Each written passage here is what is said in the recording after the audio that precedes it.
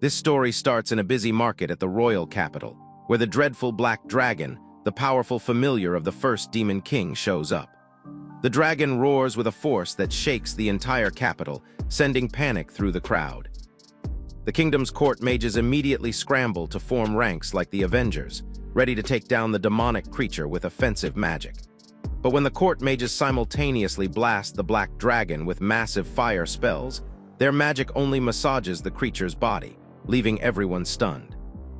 They hurriedly raise defensive barriers, but the Black Dragon retaliates with a powerful inferno that tears through their formation in a single blast, scattering them like leaves in a storm. As the Black Dragon looms over the chaos, the people give up hope, thinking this is the end of their lives.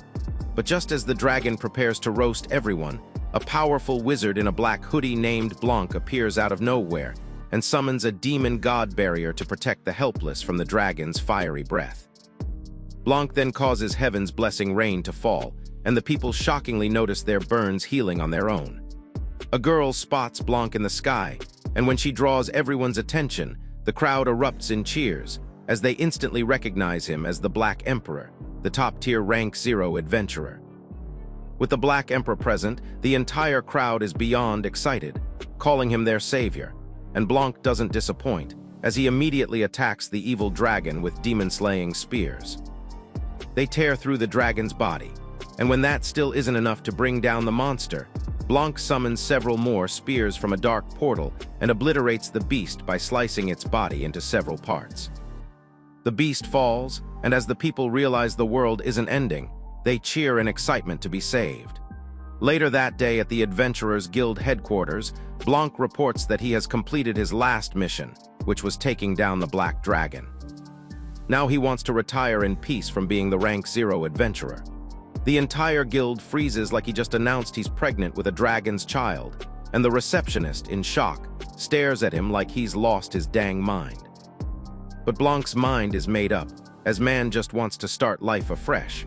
So he signs the paperwork, officially ending his time as one of the 8 strongest humans alive, and then walks out of the guild. While everyone is still trying to process the shock, it's explained that Rank 0 adventurers are incredibly rare, so losing even one throws nations and guilds into panic. The kingdom even tried hunting Blanc down afterward to stop him from leaving, but Blanc vanished without leaving a single trace. 3 years later, Blanc arrives at a remote kingdom to begin his new slow life. So he goes to the guild to sign up as a new adventurer and is given a grade 10 license card, which is basically the starting point for rookies. The receptionist explains everything politely, telling him to keep it safe because he'll need it for requests, while Blanc just nods with a calm expression like he's already mastered the whole system. Then the receptionist introduces herself as Lena, smiling like she's genuinely happy, and then welcomes him to the city of Claret. Now that he's officially registered, Blanc steps into the peaceful streets and looks around like he's finally settling into the life he's been chasing for years. While he walks around town, Blanc reflects on why he chose this place in the first place. He compares it to his former kingdom, the Radiola Empire, a massive country, but the endless crowds there eventually made him want to vanish. Claret is quieter and far more comfortable, which is exactly what he wanted. He remembers how tough it was to fully master a new combat style just to hide his identity, since everyone knew the Black Emperor for overwhelming magic.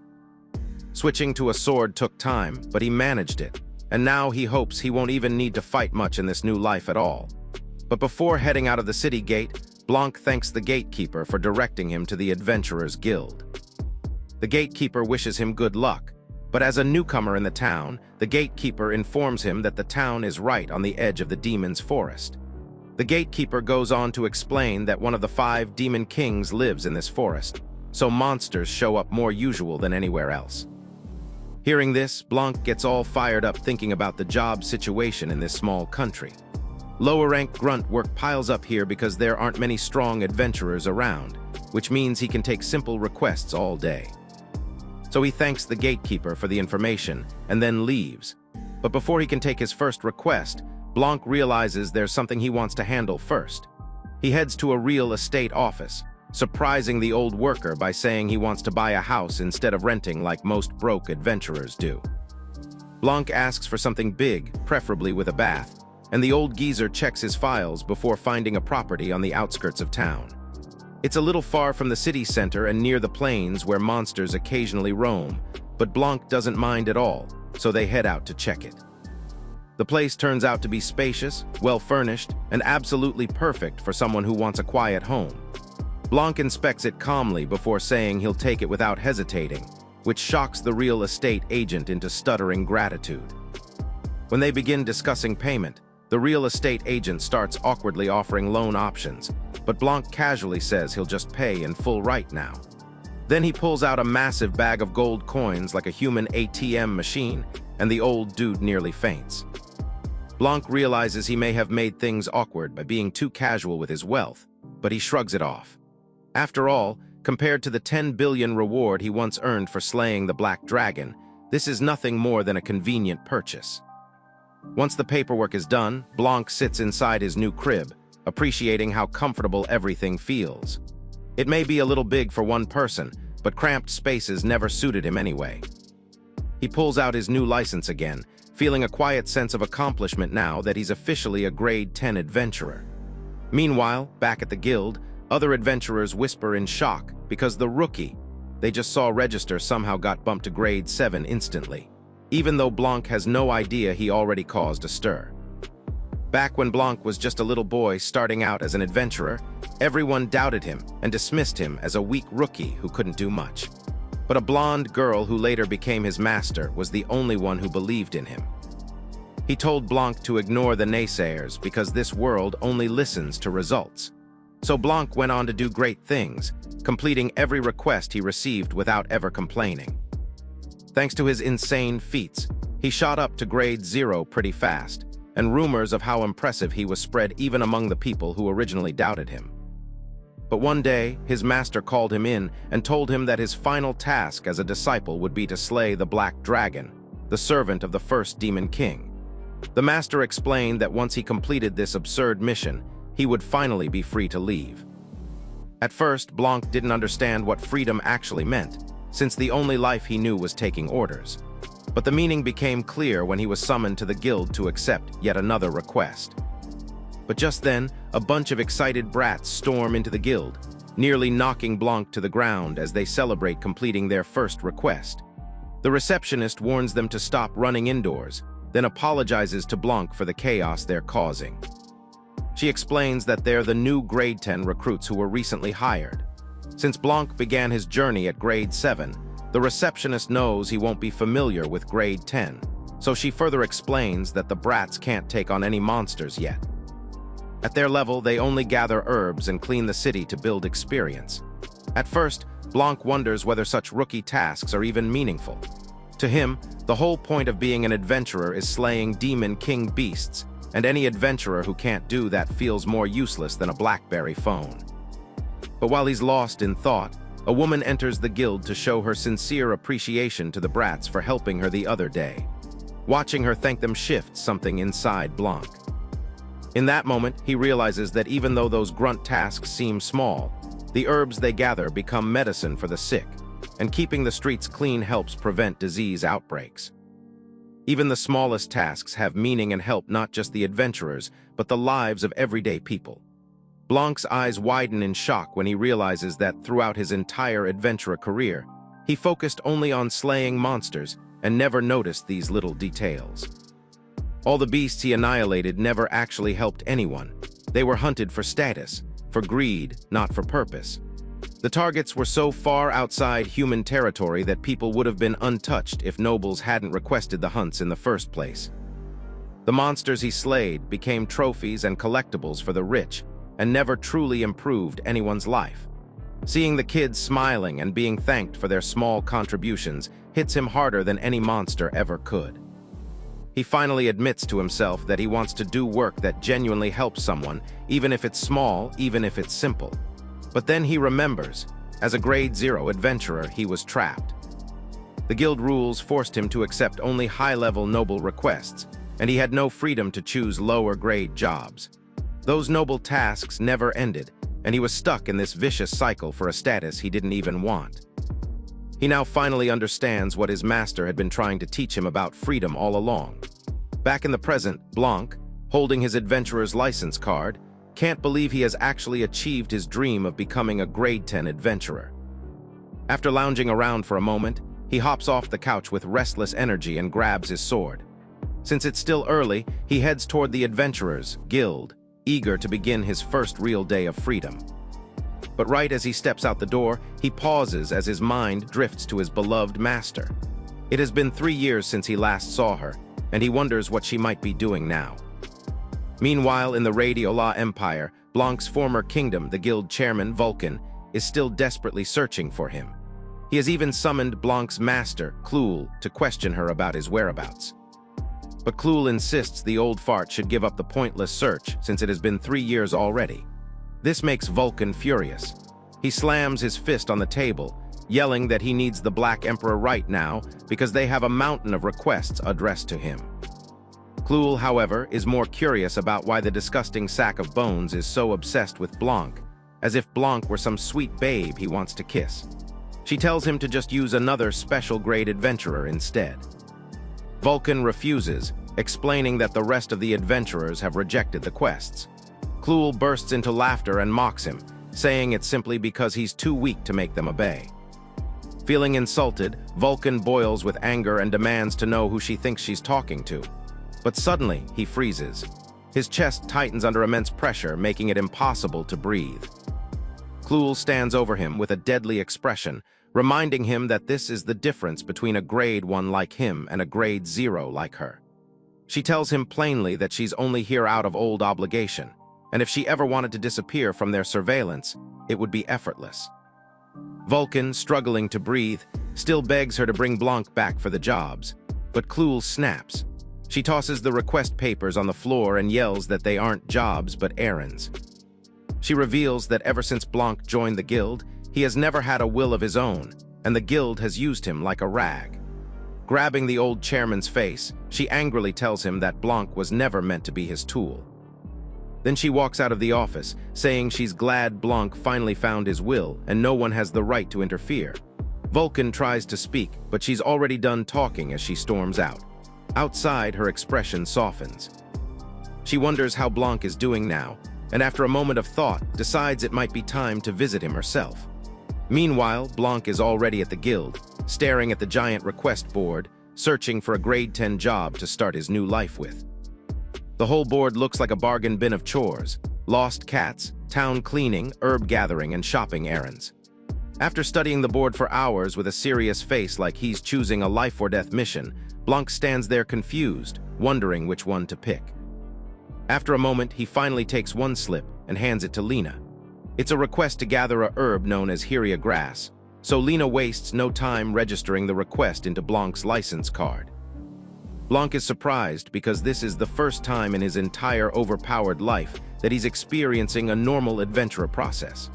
However, before starting the job, Blanc politely asks to see a sample of the Heria grass he's supposed to collect, and Lena hands him a small plant. But the moment Blanc touches it, a skull-crushing headache hits him as knowledge floods into his mind.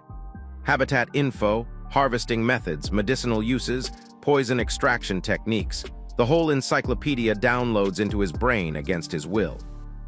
When Lena notices and asks if he's okay, Blanc brushes it off and immediately heads out to carry out his request. Shortly afterward, Blanc arrives deep in the forest to search for the Heria grass. Without even looking for long, he spots it immediately and starts gathering. Thanks to that painful migraine knowledge dump, he now knows he isn't supposed to yank the grass out but cut the stalk cleanly and wrap the cut end in a damp cloth to preserve its freshness. While doing that, Blanc notices a slime wobbling toward him. With years of adventuring experience, he knows too well that even though slimes look cute, they're demons that attack humans indiscriminately. If they catch the slightest opening, they sneak up and suffocate you from behind. So Blanc shows the little menace zero mercy and smashes it under his boot. When slimes die, they drop cores that can be sold at the guild, but Blanc is loaded, so he doesn't need that scrappy patty money.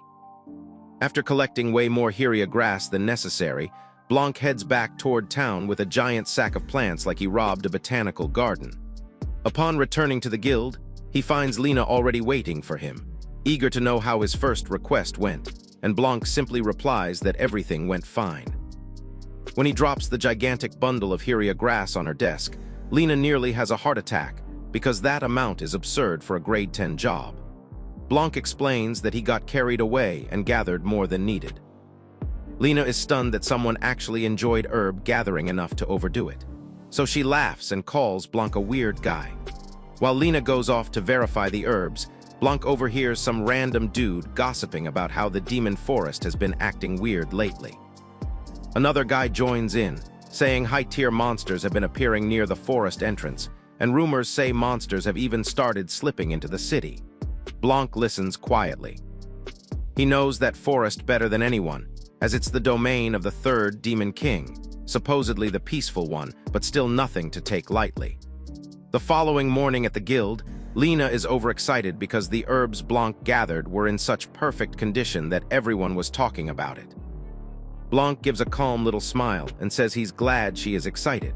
But Lena keeps going on about how Hyria grass is always in short supply, because adventurers would rather smash monsters than bend down to pick leaves. However, with a bright smile, Lena thanks Blanc for helping make up for the shortage, and then hands him his updated license, officially marking his first completed request. Blanc accepts the card and blushes as a sense of pride washes over him. As Blanc leaves the guild, he's fired up, fully enjoying this new errand boy lifestyle he always wanted, and he can't wait for the next day's request. Early the next morning, Blanc is parkouring across rooftops searching for a lost cat, which is his job for the day. When he finally spots the poor creature, he jumps down and snatches the Garfield with his bare hands while the cat screams for its life. But while taking the cat to the owner, the feisty creature tries to murder Blanc with tiny paws and maximum fury, and Blanc nearly drops it. Blanc has always had a terrible relationship with animals, and even monsters tend to attack him with more bloodlust than usual.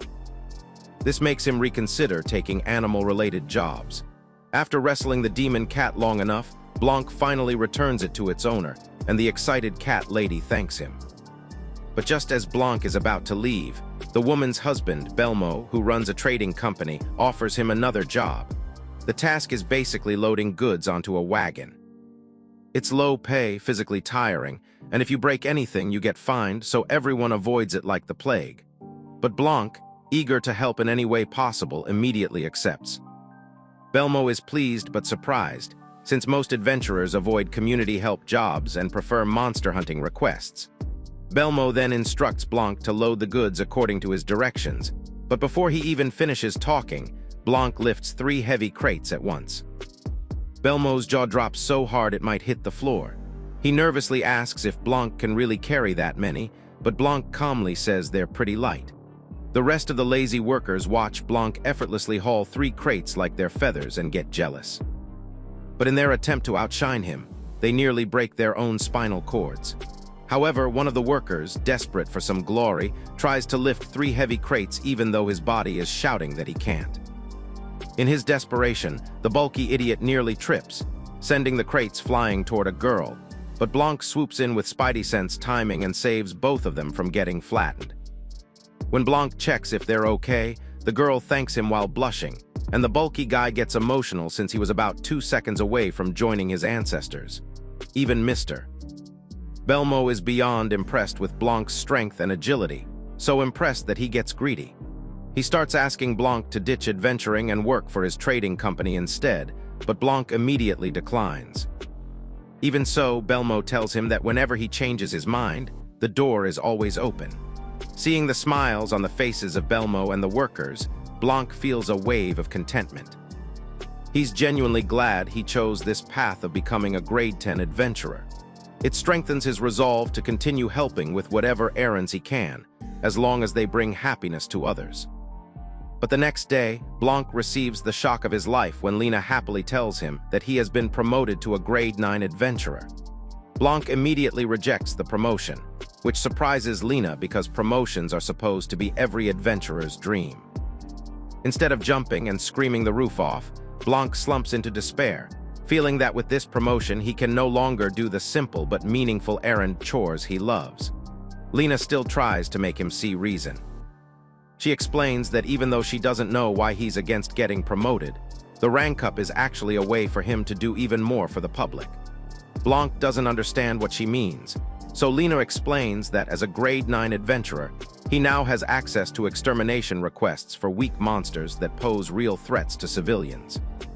She reminds him that the true duty of adventurers is to clear out monster-infested zones and expand safe territory for humanity.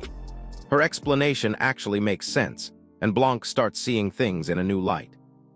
He wonders if he should consider hunting monsters, at least for the sake of the people who can't defend themselves. Lena also reassures him that even as a grade 9 adventurer, he can still take grade 10 requests and continue gathering the herbs he loves so much. Hearing this, Blanc's sadness evaporates and his face brightens instantly. Seeing how excited he is now, Lena proceeds with processing the rank change. When she's done, she hands him his newly updated grade 9 adventurer license. But the moment Blanc takes the card, his mood sinks again. Lena notices the sudden shift and asks what's wrong, and Blanc tells her that he's just emotional. Lena then mentions that there's a request she wants to assign him now that he's ranked up. She says the request was left behind by someone who recently graduated from grade 10. Before she can reveal what it is, a pretty girl excitedly approaches and asks Lena if Blanc is the one who's going to be her new mentor. The new girl stands there blushing while Blanc is completely confused by what she means about him being her mentor. Whatever she's talking about, Blanc immediately rejects the offer, saying he is still a newbie himself and isn't qualified to mentor anyone. But Lena tries to get him to reconsider. She tells him that he's partly to blame because he kept taking so many grade 10 requests, which ended up depriving other rookies of chances to progress. Blanc doesn't understand what she means, since he's only been accepting the tasks, not monopolizing them on purpose.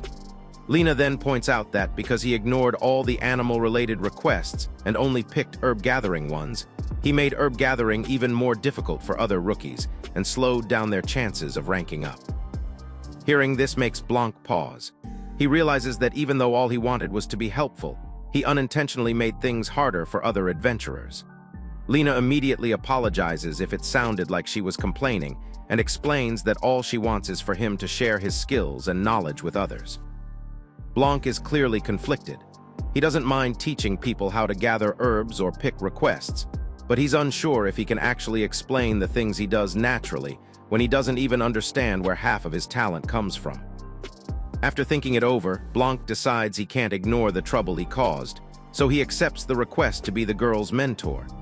The new girl lights up instantly, bows her head in excitement, and introduces herself as Arya. She says she's really excited to learn from a senior colleague. Lena hands both of them the paperwork for the request, so Blanc and Arya leave the guild together, heading into the forest to begin their first lesson. Teaching Arya how to handle grade 10 herb-gathering jobs. When they arrive, Blanc decides to start with his favorite, the Heria grass. But when he asks her to gather some, Arya immediately yanks the entire plant out of the soil. Blanc corrects her and explains how to properly cut the stem without damaging the roots. He also mentions that she could submerge the plant in water using a container, though he wouldn't recommend it. Seeing how knowledgeable Blanc is with plants, Arya can't take her eyes off him for even a second. She stares at him with pure admiration, calling him an amazing guy and admitting that even though she thought she knew everything about Heria grass, she never realized something as simple as herb gathering could be done so carelessly.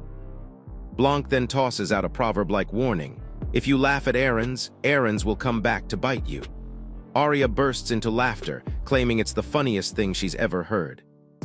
She begs him to teach her more, so Blanc shows her the Lulak grass, a plant mainly used to restore mana. He demonstrates how to cut it with a knife but warns her to be very careful when doing so. While carefully picking up the grasses and studying them, Blanc suddenly feels a cold rush down his spine, as if something dangerous is watching them. But when he checks again, the feeling disappears, so he chalks it up to his imagination going wild. Later that day at the guild, Lena happily congratulates Blanc on getting promoted again, this time to a grade 8 adventurer. But Blanc responds with his usual cold and unenthusiastic appreciation, making it obvious that he hates being promoted. Seeing this, Lena reassures him that as long as he doesn't take the promotion test, he won't go beyond grade 8, which actually makes Blanc relax. Lena then thanks him for helping out in tutoring Arya. She says that ever since he started mentoring her, Arya's growth has been phenomenal, and she has even been promoted to grade 9. Lena explains that having Blanc take on Arya as a mentor was such a success that the guild is now considering making beginner mentorship a standard part of training. But while handing Blanc his request slip for the day, Lena keeps gently pushing him to maybe, one day, accept a combat request. However, as Blanc and Lena talk, the rest of the jobless adventurers in the guild start gossiping loudly about him. They mock his constant low-level herb-gathering requests, calling him the infamous errand boy. They find it absurd that he refuses to take combat quests and only does chores, because to them, monster hunting is the whole point of being an adventurer. Blanc and Lena overhear every word, so Lena immediately pulls him aside, telling him not to let the gossip get to him because errands actually matter. Even at that, Blanc still can't believe he now has an infamous nickname for slacking off. Regardless, Blanc registers his day's mission on his license card. When he's done, he waves goodbye to Lena and heads out. While watching him leave, Lena softens and finds herself completely fascinated by his odd, weirdo attitude. Then out of nowhere, a senior receptionist named Renaa shows up and pounces on Lena like an excited cat. She immediately starts teasing her about the rumors that Lena has feelings for Blanc, the infamous slacker errand boy. The two ladies talk about how Blanc never reacts to insults, never complains, and never seems bothered. Renaa calls him the perfect example of zero ambition losers, while Lena keeps trying to defend him without making it too obvious that she cares. Still, Renaa won't stop. This time, she starts making fun of Blanc's grumpy, low-energy appearance and even his messy hair. She tells Lena that Blanc just gives off bad vibes, and as an adventurer, he should have more drive than that. Renaa also reminds Lena that the whole reason they work at the front desk is so they can eventually marry some strong, rich, hot adventurer. Renaa then starts listing all the promising hotties. She talks about some guy named Alan who just got promoted to grade 6, then another Prince Charming named Kevin, who solo climbed to grade 3. But Lena reminds her that before she starts simping for anyone, she shouldn't forget that both Alan and Kevin will be transferring to a new base, so her chances of ever meeting them are basically zero. Renaa shrugs off the point and starts interrogating Lena about her taste in men. She asks if Lena would go for a high-ranking adventurer, then immediately reminds her how brutal the competition is for those types. She tells Lena she should aim for a promising low-to-mid-rank adventurer instead. But Lena gets flustered and insists she's not even looking for a partner. But with Renaa breathing down her neck and refusing to drop the topic, Lena finally answers.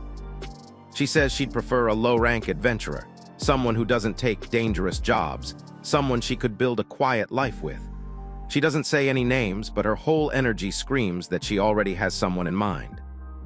But Renaa disagrees instantly, completely unconvinced. She can't understand how a man doing only low-ranking errands could ever make enough to support a household. Lena chuckles and says maybe she just isn't destined for a lavish life.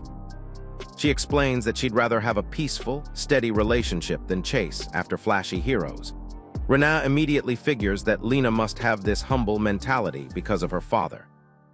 Lena's father was once a brave adventurer who died during a mission. But even though everyone sees his sacrifice as an honorable one, Lena sees things differently.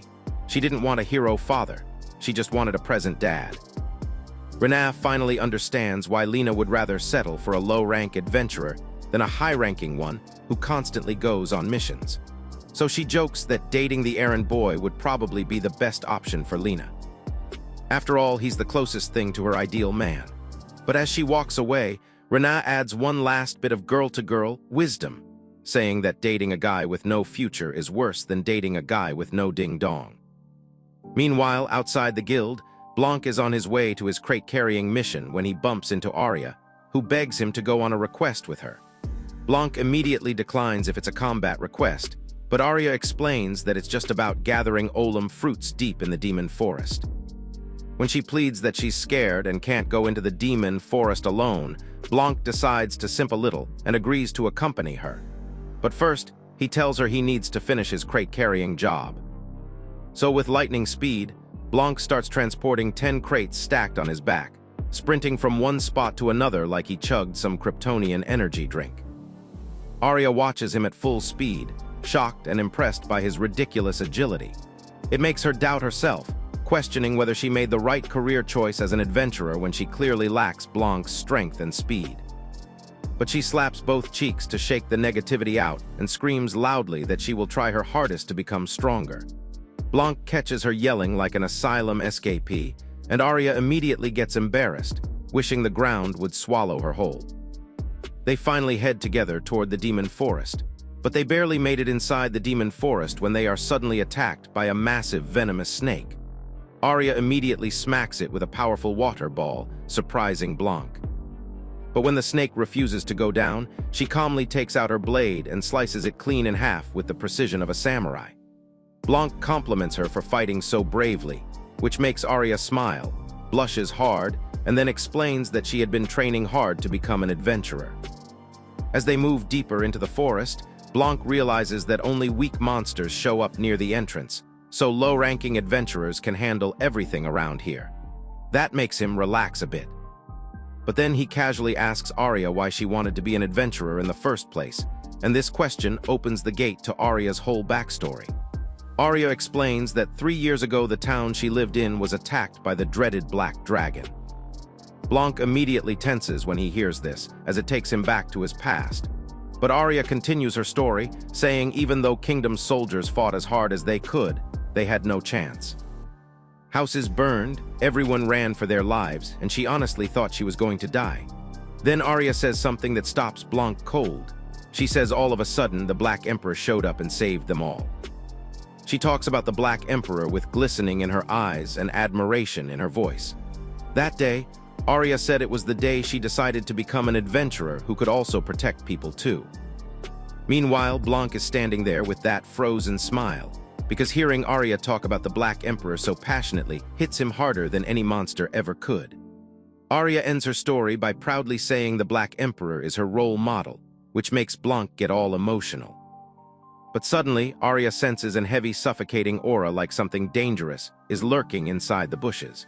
When she turns to ask Blanc if he also felt the evil aura, Blanc says no, and then goes back to complimenting her exceptional sword usage. Arya finally spots the Olim fruits they came here for and then hands Blanc one, asking if there's anything special she should know before picking them. Blanc calmly tells her the basics, like not bruising them and trimming the stems so they don't scratch each other in the basket. But while Arya is working on the fruit, Blanc starts sensing the same powerful, ominous aura that she had sensed earlier. The magical pressure he can sense is far greater than that of the Black Dragon, which makes him remember that the third Demon King resides in this forest, and he wonders if that was his presence. But since Blanc strangely cannot feel any hostility towards them, he brushes off the threat and then tells Arya that it is time to head back. But as they leave, Blanc stays alert, quietly observing the forest because all of this feels way too abnormal. Later that day, Blanc, using his enhanced swordsmanship skills, slices through the stems of dozens of Orangia fruits at once. The fruits fill up 2 crates, and the orchid workers act like they just witnessed a miracle, praising him non-stop for the bountiful harvest. This is a fruit gathering request to help out an orchard farm to gather Orangia fruits. The farm owner is so impressed since he has never recorded such a harvest and begs to recruit Blanc as a worker in his orchard farm. But Blanc politely declines without thinking twice. The following day, an adventurer walks up to Blanc and asks why he works so hard. Blanc is surprised by the question, but before he can answer, the guy comments on how Blanc spends every single day picking herbs and helping people, then suggests he take a break and chill out. He tries convincing Blanc to actually enjoy the town for once instead of treating life like an endless to-do list. Blanc thinks about it for a moment and realizes the guy is right. Even back in his former kingdom, he never really took a break. Another dude who looks like a Labubu doll hands Blanc a grilled skewer and suggests he try it. Blanc agrees, but the moment he takes a bite, it finally dawns on him that ever since he arrived in this new city, he has completely ignored the culture and experiences around him. So he loudly declares that from now on, he'll make time to explore the city more often. The guys laugh, and the Labubu dude tosses Blanc another grilled skewer as thanks for everything he's done for the town. The Labubu guy tells Blanc the truth. Almost everyone appreciates how much he has been helping, especially with how he handled their requests. He adds that back then, they often ran out of herbs, but thanks to Blanc's regular foraging, they've stocked up plenty for healing. He tells Blanc to eat as much grilled skewer as he wants, calling it a token of gratitude. Suddenly, more people start showing up with food as thanks, and Blanc gets swarmed by townsfolk who all want to reward him for errands he doesn't even remember doing. Later that day, after Blanc finishes helping a blonde lady pack up her produce, she gives him a seed known as tamaroot for him to plant at home. The tamaroot seed is rich in nutrients and low maintenance, as it grows like crazy even if you ignore it. So when Blanc gets home, the first thing he does is plant the tamaroot seed in front of his house, and then he finally allows himself to relax for the first time since moving in by chilling in his bathtub. The following week, Blanc is back on another request, this time to gather Olam fruits. But as he enters the demon forest, he's shocked to find not a single fruit anywhere. He immediately suspects that Arya must have come ahead of him and over-harvested again, or that some monster devoured them. Blanc starts panicking in his usual quiet way, feeling like he's about to fail his first errand. He imagines losing the town's trust, the guild's trust, and his entire reputation as the errand guy collapsing in flames. But while he's in the middle of mentally spiraling, the atmosphere shifts.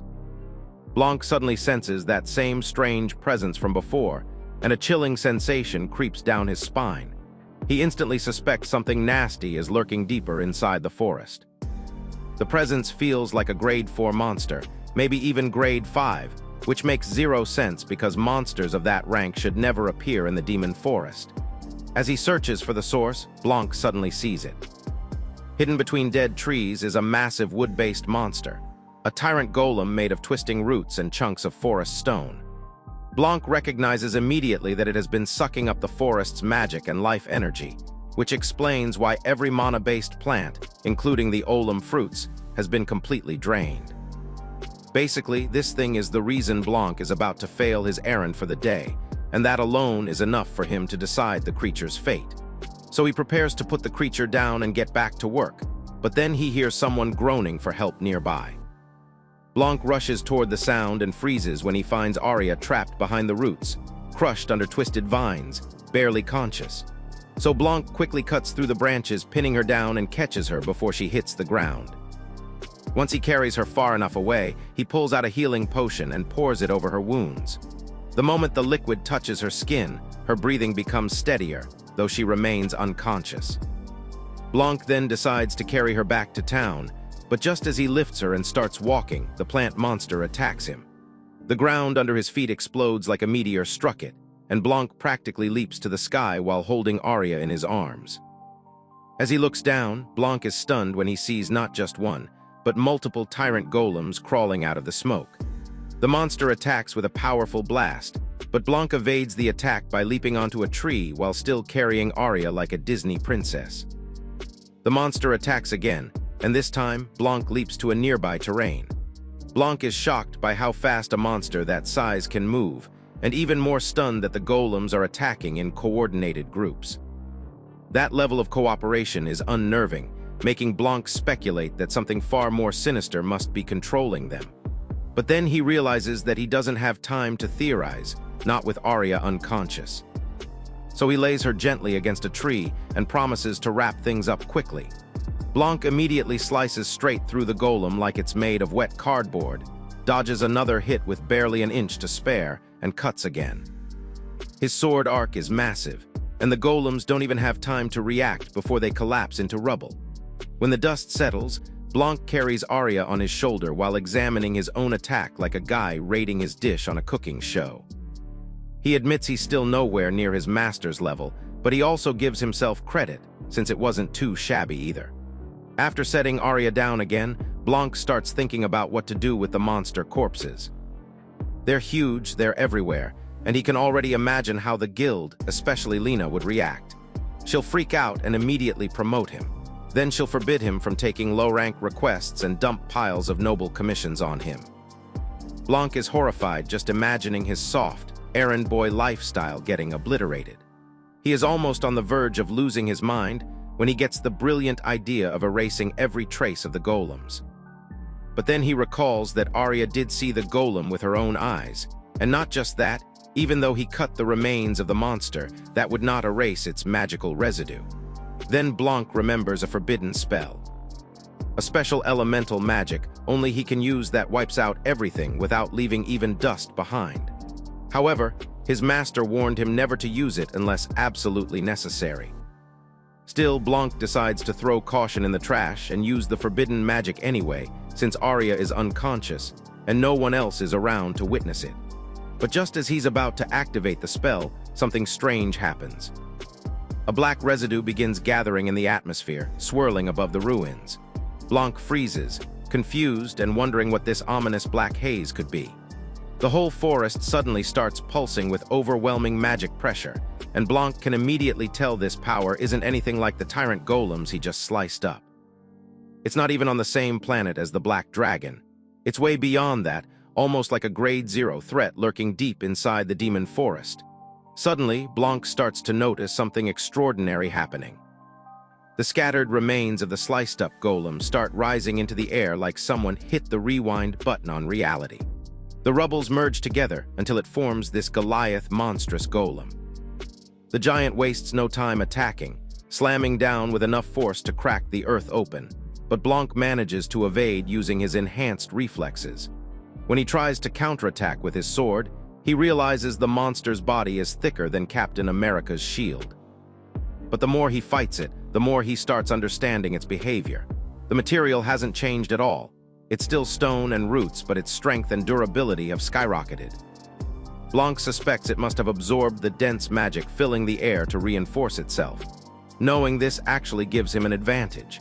Now he understands he needs to hit it with far more force and 5 times the magic. So he leaps into the sky and smashes the golem's head with raw strength and intensity.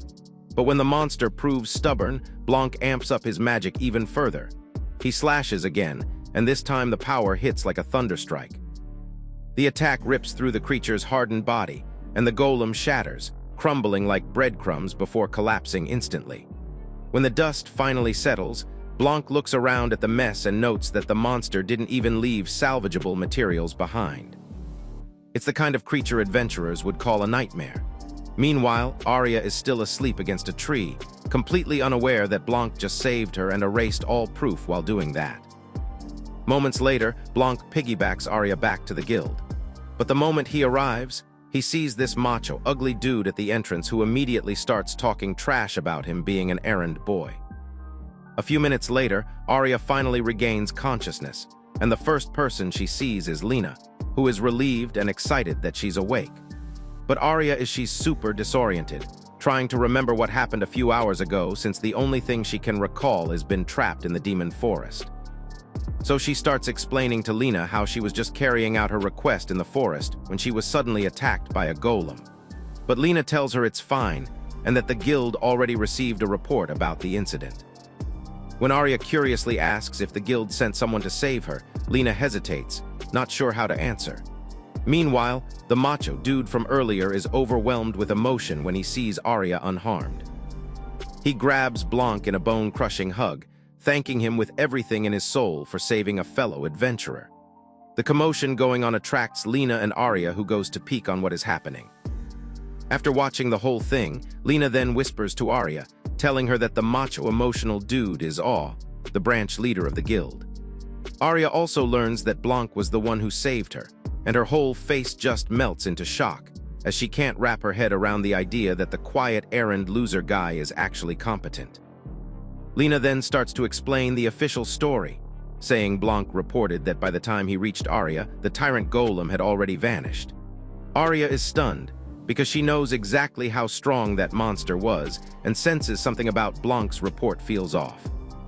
When she voices her suspicion, Lena then tells to go ahead and report exactly what happened to her in the forest. So Arya puts everything into writing while also explaining verbally how she went into the forest, only to be suddenly attacked by a massive outbreak of monsters coming from deep within. She says she managed to dodge the swarm, only to be struck by the golem immediately after, which caused her to lose consciousness.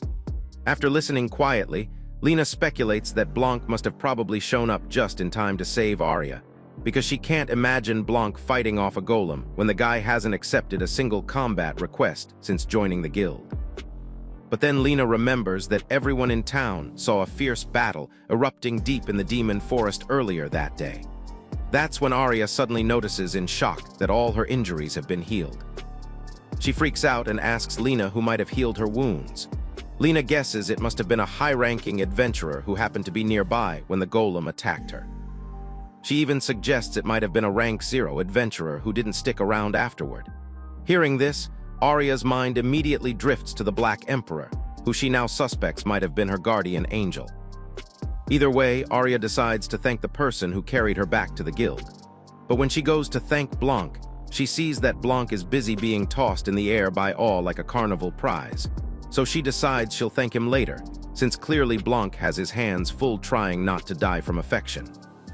The following day, Blanc is desperate to take another request since his last one flopped. But Lena smiles and casually tells him there are no errand jobs available at the moment, only combat missions in the Demon Forest, and he can't join any of them since he's nowhere near rank 6 or 5. Ever since the Tyrant Golem incident, the guild has been conducting a heavy investigation, and low-rank adventurers are restricted to side errands only. Because of that, there's now a shortage of errands to take. On the brighter side, Lena happily tells Blanc that he can still apply for the promotion exam, get ranked up, and join the Demon Forest investigation if he really wants to. But Blanc vanishes from her sight faster than my dad left me. Once outside the guild, he sinks into depression because he never expected the appearance of the golem to completely disrupt his job routine. With no errands left for him to do, Blanc decides to head home and literally touch some grass. But mid-sulk, he stops. Instead of just lounging around, he realizes he can actually help with the ongoing investigation without anyone finding out. Blanc makes up his mind to fix the root of the problem himself, because apparently no one is allowed to interfere with his peaceful errand boy lifestyle. To ensure nobody sees him, he ninja drops out of sight, ducks behind walls, and slips out of town like a sketchy raccoon. Once inside the Demon Forest, he spots the adventurers from the investigation team heading deeper in. But since the forest is massive, he takes a completely different path and begins tracking the magic signature he sensed the other day. After walking for a while, Blanc wonders if he should fly like a bird to make things faster. But he dismisses the idea immediately when he remembers that something out there can sense his magic. So after brainstorming for a bit, he decides to run, determined to find the center of the evil forest no matter how massive it is. After a solid 3-mile cardio sprint, he stumbles upon one of the monsters Arya mentioned seeing on the day she was attacked. The beast is a rank 6 rock grizzly, but Blanc is in way too much of a hurry to fight anything. So he dodges when it lunges at him and keeps sprinting with his eyes locked on his goal. He hops across rocky terrain, and it doesn't take long for other monsters to appear. The ferocious rank 3 Chaos Monkey, the massive rank 3 Tyrant Golem, the distorted Berserk Treant. But Blanc refuses to give any of them the pleasure of a fight. He simply evades their attacks and keeps moving. But while weaving through this monster parade, he starts reminiscing about the brutal training he received from Klul, his master. Back then, she trained him harder than any Marine, with barely any time to rest. Looking back now, Blanc is convinced that someone his age shouldn't have been put through that nightmare at all. 3 days pass, and Blanc is still deep in the forest working on his investigation. But eventually, he manages to locate the core of the forest's magic. The place looks like a magical reactor meltdown, and right in the center is a huge core pulsing with energy. Just standing near it, Blanc can tell this magic is in a whole different league, far stronger than the fusion Tyrant Golem he fought last. Not wanting to waste any more time, Blanc steps into the clearing and calls out like he's talking to a roommate hiding behind the fridge, saying he knows they're there, and the least they could do is show themselves since he wasted days getting here. Right then, the giant flower monster absorbing the forest's magic suddenly reacts, and out steps a mysterious, gorgeous baddie with flowing hair and an unsettling, otherworldly aura. The first thing she does is ask Blanc if he's human, and Blanc, dumbfounded by the stupid question, confirms that he is. While staring at Blanc like he's a glitch in the universe, she says he's giving off the aura of the 6th Demon Lord. Blanc freezes, because apparently he missed the memo that there were even 6 demon lords. He tries asking what she's talking about, but she's already spiraling, insisting they settle the issue through dialogue since the 3rd demon lord is friendly with humans. Blanc is still confused about being called the 6th demon lord, especially since he's out here slicing monsters with a sword like a normal human. He demands she explain herself properly. The mysterious lady then explains that the previous 6th demon lord wasn't like the others. He was born from the hatred of gods and stars, a child of magic capable of erasing everything. Blanc wants her to elaborate, but she calmly says she needs to confirm for herself whether he is truly the 6th demon lord. In the next moment, she transforms into a monstrous creature with tentacles, and Blanc realizes negotiations are absolutely dead in a ditch somewhere. So he draws his sword, ready to defend himself.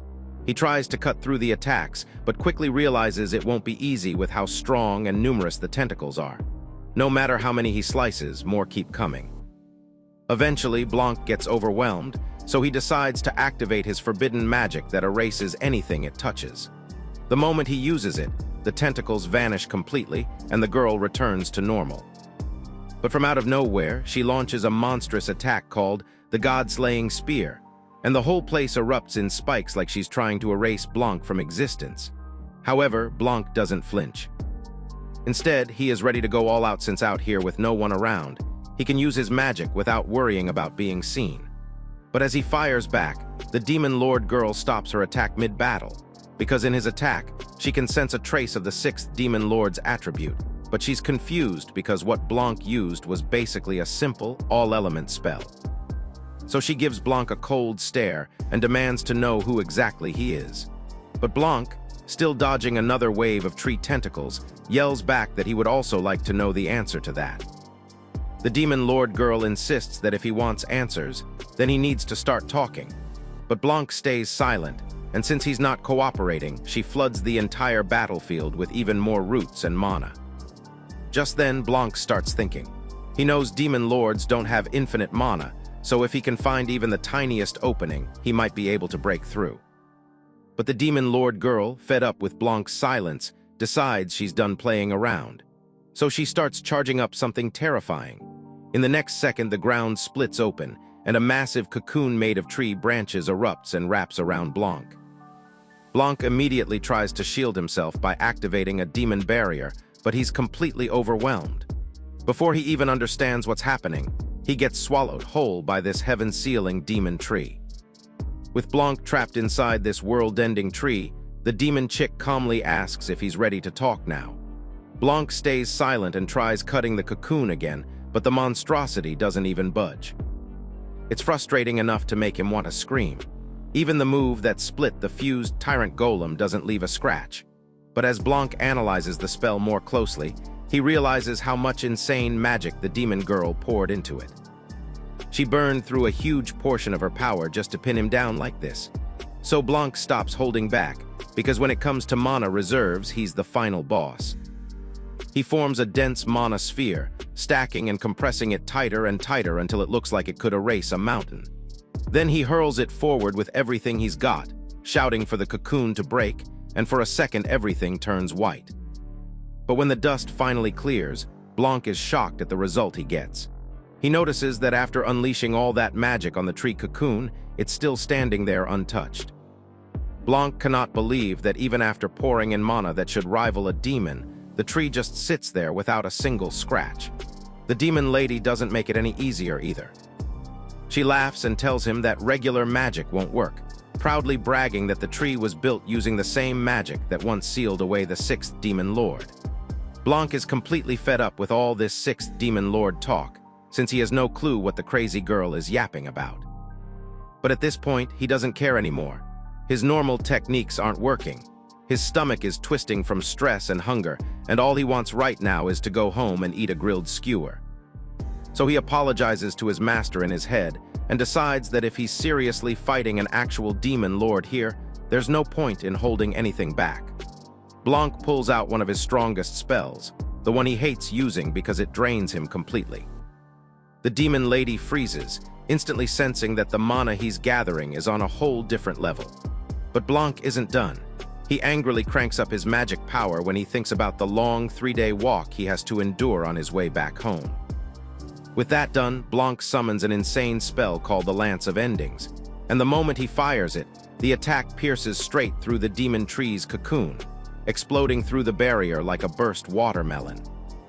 Even the demon lady is caught off guard and freezes for a second, realizing just how powerful the attack actually was. When Blanc finally breaks out of the cocoon, a sharp pain shoots through his head from all the mana he burned to cast the spell.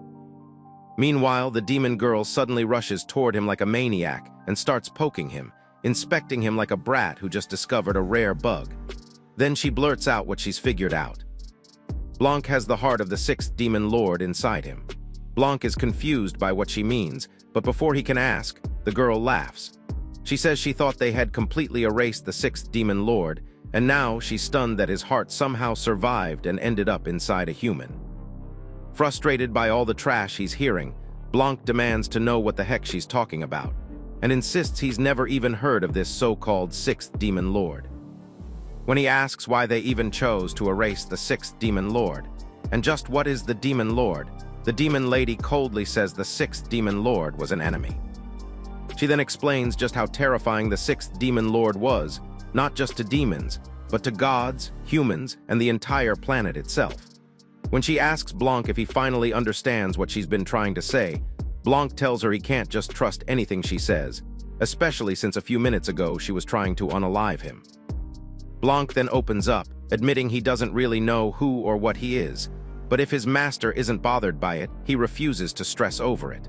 What matters to him now is just one thing. Blanc steps closer, looks her straight in the eyes, and asks if he is her enemy too. But she just laughs in his face and tells him he's funny, which only makes Blanc even more confused. She then tells him to relax, promising she won't mess with the town or its people anymore. It sounds great on paper, but even Blanc can't bring himself to trust that at face value. When he asks how she expects him to believe such a promise, the demon girl explains that her attack was a one-off. She says she normally never starts anything unless someone attacks her first.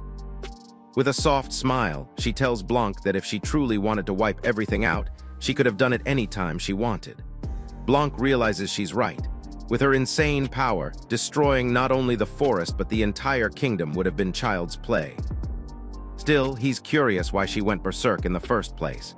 The demon girl explains that she did all of that because she was curious and wanted to identify the source of the 6th demon lord's presence. But now that she knows Blanc has no intention or will resembling the real 6th demon lord, she's already bored and ready to drop the whole thing. She tells him she can sense he prefers a peaceful world, unlike the previous 6th demon lord, and that he only defended himself because she attacked him. She adds that she also loves peace, which makes her feel a strange sense of kinship with him. But then she shocks Blanc by warning him that if Lilith ever finds him, things might not go as smoothly. And of course, Blanc has no idea who Lilith is, so Nachel paints a horrifying picture. Lilith is the first demon lord, the queen of dragons and beasts, and she absolutely despises the 6th demon lord from the bottom of her soul. On top of that, she's still cranky because one of her favorite vassals was annihilated 3 years ago. When Blanc asks what kind of monster the 6th demon lord even was, Nachel tries to remember but instantly gets trauma flashbacks and refuses to talk about it. She does, however, promise to help him if he ever gets into trouble.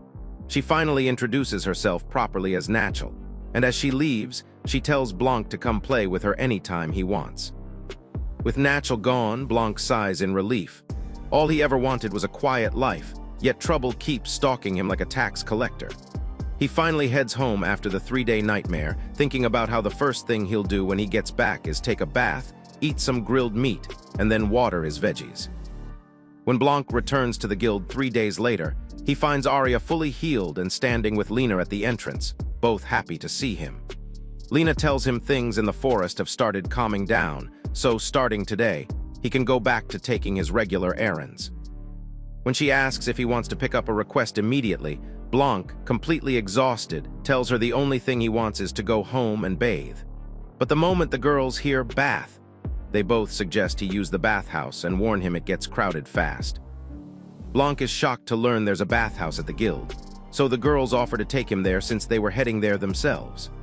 When Blanc arrives at the hot spring shortly afterward, he almost dies on the spot because every man in the town is pressed against him like sardines, making it look like Diddy's party, and it smells worse than expired milk. Blanc tries to go underwater just to escape the disgusting manly stench, but he's pulled out immediately to stop him from drowning. Meanwhile, as all this is unfolding, a sinister scheme is already underway in the heart of the city. At the same time, in the Black Forest back in the Ledian Empire, Cluel is wandering through a monster-infested wilderness, complaining about being dragged back to work because no one else can handle the job. She's supposed to be retired, but with all these first and second rankers running around uselessly, she's still the one doing cleanup. She's stuck in the Empire even though she wanted to leave ages ago, but the Empire agreed to postpone the search for the Black Emperor only if she agreed to fill the void as the Sword Saint. And even though she hates the responsibility, there's something far more personal weighing on her. She doesn't want Blanc, the boy she raised, to return home and get tangled in the Empire's mess. That's the part she truly cares about. She remembers, through a flashback, how Blanc used to rush to her excitedly, eager to try something new, and she would hug him tightly before letting him go ahead. It's been 3 years since she last saw him, and Cluel is sure he must be all grown up now. But she still worries whether he's emotionally mature enough to survive the world, especially compared to the first time they met. Back then, she had been summoned to a government meeting where they briefed her about a group called the Demonblood Society. The society specialized in abducting youngsters, experimenting on them, discarding failures, and trying to fuse them with demons to create a new species. Cluel found it revolting instantly and was half a second away from clapping every official in the room. Afterward, she stormed their facility, slicing through everyone like they were paper decorations, until she reached a room filled with caged victims. She rescues every single victim, but as she goes deeper into the facility, she encounters the lead scientist, who starts bragging about his greatest masterpiece.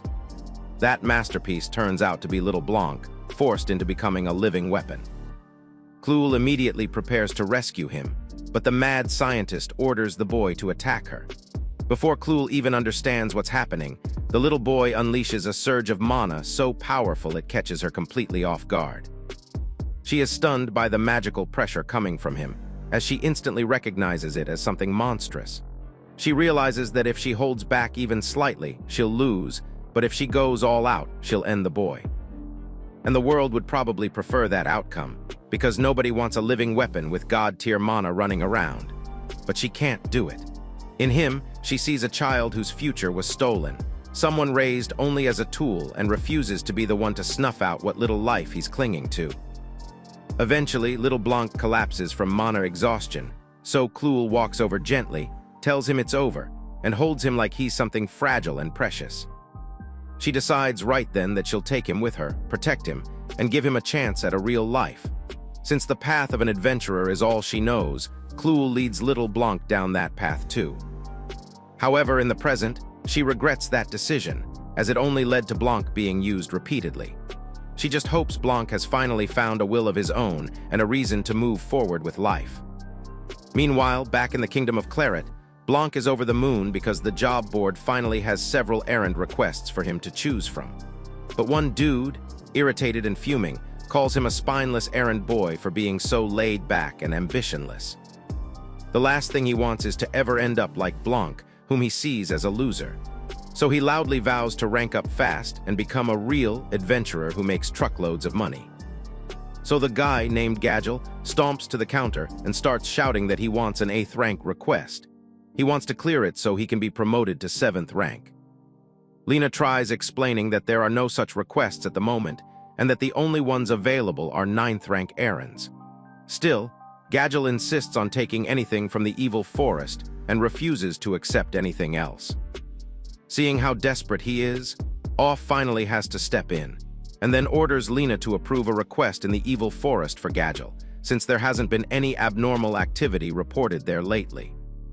Lena reluctantly obeys, but says the only 8th rank job in the evil forest she can make available is to gather Aurum fruits. Gadgel is shocked to hear there isn't any monster hunting request, but since he's too desperate to show off and rank up faster than Blanc, the hasty fool agrees to take it anyway. But when he reaches the evil forest a few hours later, the dumb dimwit has absolutely no idea what an aurum fruit even looks like, or where they're supposed to grow. Realizing he might fail the mission, he decides to venture deeper into the forest. That's when he encounters a monstrous frog that leaps at him and tries to bite off his stubborn head. Gadgel manages to dodge the attack, but when he swings his sword to strike the frog, he freezes in shock as the creature emits a terrifying aura, and then a gigantic monster appears. Gadgel can't believe what he's seeing, and in that brief distraction, he gets slammed against a tree and seconds away from becoming frog food. Gadgel is already bleeding everywhere, barely standing, and he suddenly realizes the mad frog he saw earlier must have been eliminated by this worm-like monster. At that moment, he accepts death, but as the snake lunges instead of getting eaten, he gets showered in gore because the monster explodes behind him. Gadgel is shocked, wondering what just happened, but first, he is relieved to be alive. But just then, Gadgel starts to panic, thinking something more terrifying out there must have taken out the monster snake, which means he's next on the menu. At this point, he starts thinking about his family and how he doesn't want to die. But just then, he is shocked when he hears a sissy voice calling out to him. When he opens his eyes, he sees Blanc, the errand boy, who immediately forces a bottle of healing potion down his throat. Gadgel snaps instantly. He grabs Blanc by the shirt and starts yelling at him, demanding to know what disgusting liquid he just made him drink. But in the next second, Gadgel realizes his injuries are completely gone. That's when it hits him that Blanc just used an actual healing potion on him. Then he freaks out again, because that kind of potion costs a fortune, and there's no version of reality where a low-rank adventurer like him could ever repay that. But Blanc just blinks and tells him he used it because he felt like it, not because he expected anything in return. Gadgel is moved and tries to apologize for calling Blanc an errand boy, but Blanc just tells him to hurry up so they can get going. After that, they start walking back together, and Blanc leads Gadgel to the right spot where he can gather the aurum fruits. When Gadgel, surprised, asks how Blanc even knew about his request, Blanc explains that he only knew because Lena had asked him to quietly keep an eye on him. Hearing this, Gadgel realizes everyone at the guild, even Awe, probably knew he'd fail from the start, which hits him hard. Blanc then hands Gadgel a bag full of aurum fruits and says it's for his sick mother, shocking Gadgel even more. He wonders how Blanc knows about his mom's condition. Blanc explains that aurum fruits are literally used in the potion she needs, and if nobody gathers them, the medicine can't be made at all. Gadgel is stunned, but Blanc calmly continues. He explains that even small jobs actually matter, and the guild didn't send him because they'd given up on Gadgel. They sent him because they were worried that Gadgel has been pushing himself too hard trying to earn money for his sick mom and his little sister. Gadgel gets emotional hearing all this and starts tearing up like the pathetic loser he is. But Blanc just tells him to take the corpse of the monster snake and sell it, since he's broke and clearly needs the money. When Gadgel asks if he should report everything that happened to the guild, Blanc immediately refuses, saying they should leave it as nothing more than luck. But when Gadgel points out that he still has to explain how an 8th-rank adventurer brought back such a terrifying monster, Blanc suggests they lie and say Gadgel defeated it himself. A few hours later, Blanc helps Gadgel drag the giant worm monster corpse back to the guild, and when they step inside, everyone is stunned by the massive thing they hauled in. After selling off the corpse, Gadgel finally asks Blanc for his actual name, insisting that all he's ever heard people call him is the errand guy, and he wants to start calling him by his proper name.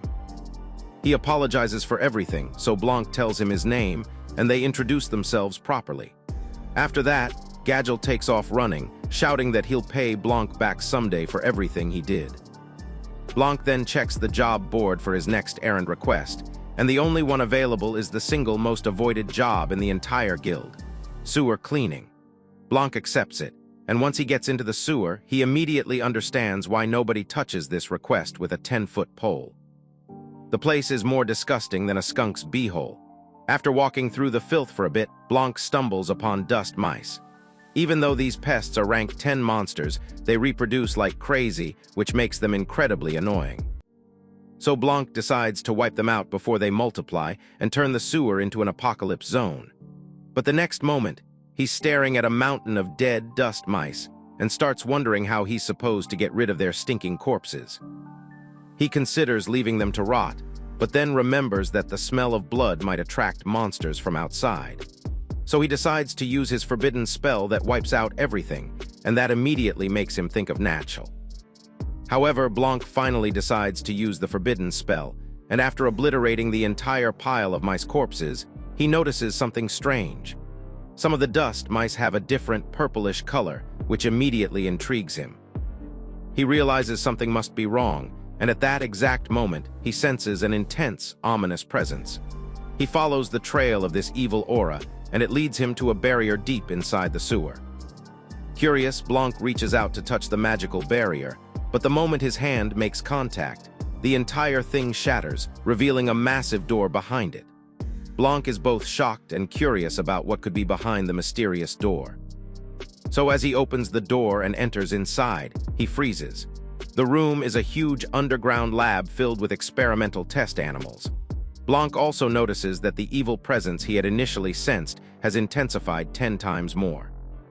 Just then he spots some loose papers scattered on the floor. When he picks one up, he's hit with his usual skull-crushing headache, the one that always forces memories into his brain. However, this time he remembers nothing, which surprises him, so he decides to gather the papers and take them back to the guild. But suddenly, a terrifying aura hits him, and as he turns, he is shocked to see a monstrous beast shredding all the papers to pieces, destroying all the evidence. When it's done, a massive rank 1 king beast steps into view. But Blanc is beyond shocked, because the creature isn't just a monster. It's made from multiple demon forest beasts unnaturally stitched together into one abomination. As the monster charges in, Blanc realizes the beast is a chimera, one of humanity's forbidden taboos, an artificially modified monster. But upon closer inspection, he notices a human hand stitched onto its body and is instantly disgusted, realizing humans weren't the only victims used to create this abomination. He finds it just impossible to believe that there are indeed people who would go this far to create something this terrifying. Suddenly, the monstrous chimera unleashes a toxic gas into the air. Blanc starts coughing and choking, but he's way too overpowered to be taken down by poison fumes. So he takes advantage of the chimera's confidence and slices it cleanly in half. When the dust settles, Blanc steps inside the beast's guts and almost throws up from the stench. He tries to pick up the innards as a sample, but is disappointed to find the chimera's insides have been wrecked by fire and poison. While analyzing what's left, Blanc wonders who the psychopath running this devilish lab is, and how they managed to capture and experiment on extremely powerful monsters. He considers reporting everything to the guild, but decides against it. Instead, he chooses to tell his master. After analyzing the chimera, Blanc prepares to erase all the traces, but realizes using his forbidden spell might be too risky. Whoever created the barrier and the lab might sense his mana signature. So instead, Blanc uses a completely different kind of magic to mask his presence, making it look as if someone else had been there. After cleaning up the entire mess, Blanc leaves, planning to report back to the guild like nothing happened. A few hours later, the mad scientist responsible for the atrocities arrives at the lab and is devastated to see all his years of work destroyed, including his chimera. He can't believe someone strong enough managed to find his well-hidden concealment magic barrier and slip in to defeat the chimera so easily. This frustrates him to anger, so he summons a massive black vault to pull whoever is responsible for interfering with his experiment inside. Meanwhile, Blanc is at the guild counter, just about to report the day's request to Lena, when suddenly, he notices he's being sucked into a black hole. Will Blanc be able to defeat this crazy but powerful scientist? Comment Errand Boy if you're eager to find out in our part 2. Give this video a thumbs up if you enjoyed it, and don't forget to subscribe to the channel for more content like this. As always, thanks for watching.